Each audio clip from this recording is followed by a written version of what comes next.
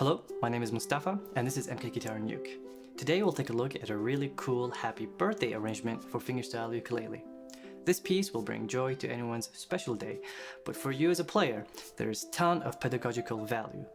In each bar, there's a fine balance between vertical movements and horizontal movements that you have to carefully execute in a specific order to achieve a beautiful legato effect.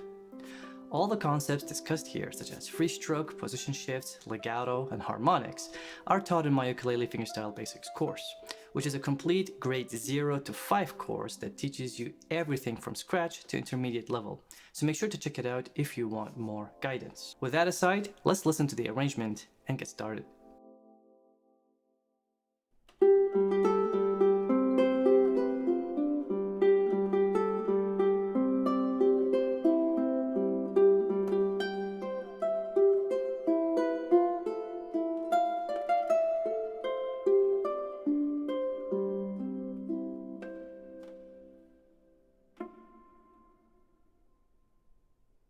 So the first bar in Happy Birthday starts with your second finger on the G note or the third fret on the second string. And you're going to play that with your second finger and your index finger for the right hand. So that's index, and then thumb, index, middle, and then thumb, and then index, and then thumb. So that becomes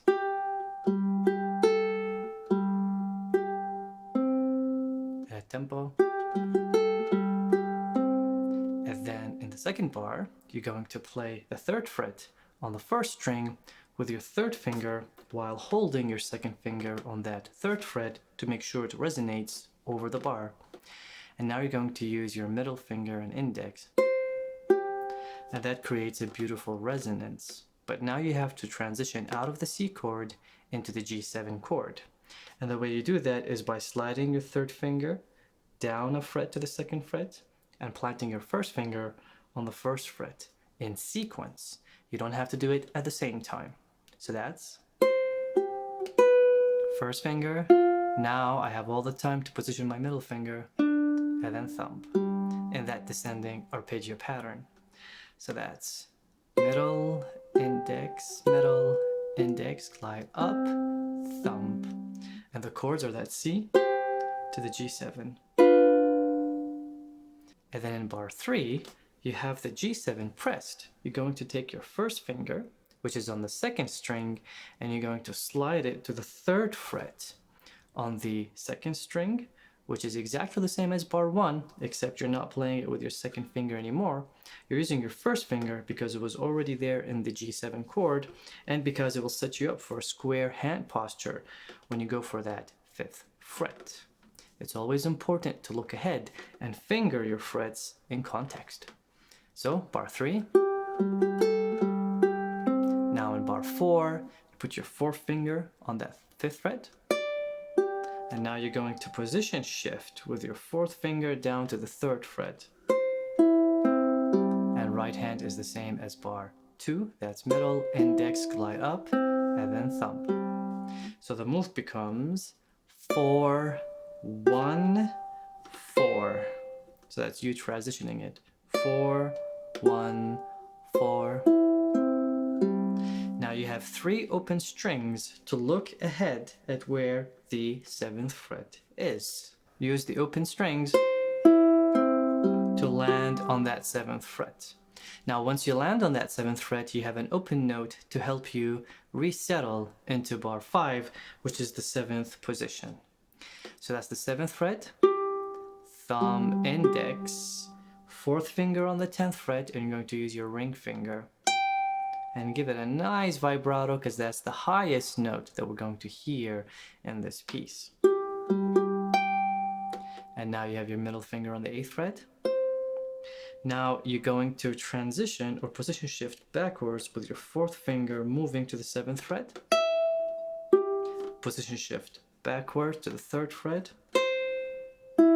Now you have that second finger, first finger, open, open. And I always tell my students in the Ukulele Fingerstyle Basics course, whenever you see open strings, that's your chance to reposition your hands. So you're going to use those 2 open notes to to transition to that 7th position where you need the 8th fret and the 10th fret.